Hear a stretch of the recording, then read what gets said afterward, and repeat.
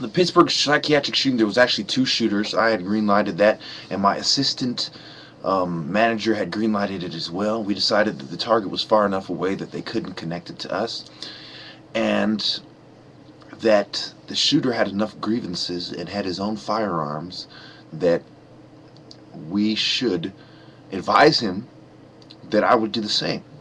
Two things stuck out about it. Three things, really. One, it was two guns he used. Two, it was the period of time and how close it was to my protest at a different psychiatric institution. And three, the CEO and president named Claudia Roth with connections to Zionism. So I want to assure you that of the people wounded, it was the traitors who had agreed to send their children to this place. Of the people wounded, it was traitors. It was people who go along, the bootlickers who go along with eugenicists. The people who wish to control their kids. And what was they treating?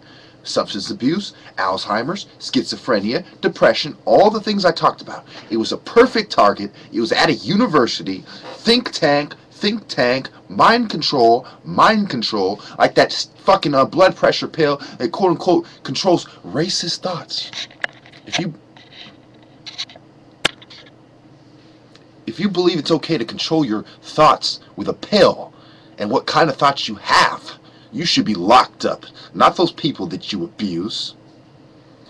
So I condemn the media's false report about the shooting. I condemn the president and CEO, and I demand reform in the psych wards, in the healthcare system.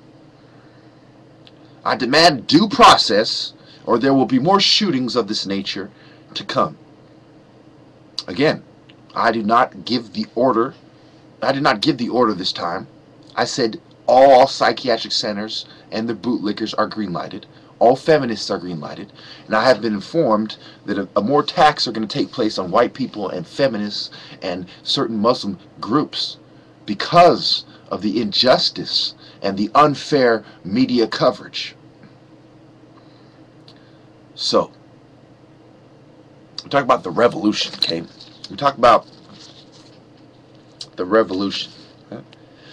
Excuse me.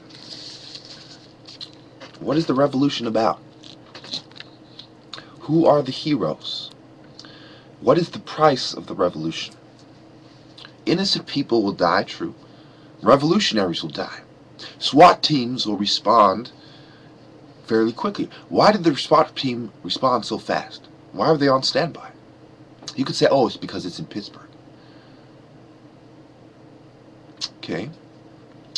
All right, I see where you go with that, but that's not the reason. Because in Philly, when that rapper Cassidy started, was accused of shooting with the machine gun, where was the SWAT team then? In Oakland, when you have all these murders, where was the SWAT team then? In Fairfield, when you have the double homicide, in these known hot crime zones, where was the SWAT team? But this SWAT team responded quite quickly because they knew what was about to happen. I'm not going to get into that, how my agency in the law enforcement agency told me about the surveillance. They told me about, they understood every step of the way. My assistant military leader had to back off about that one, had to back down. His contacts had to back down because the government was already manipulating the scene, what was going on. Okay? So, yes, I green-lighted the hit as far as you're allowed to do this. No, I don't condemn the shooting as far as they were following my rules. And yes, I do condemn it as far as people like, the real criminals like Roth and the doctors weren't hit. Thank you.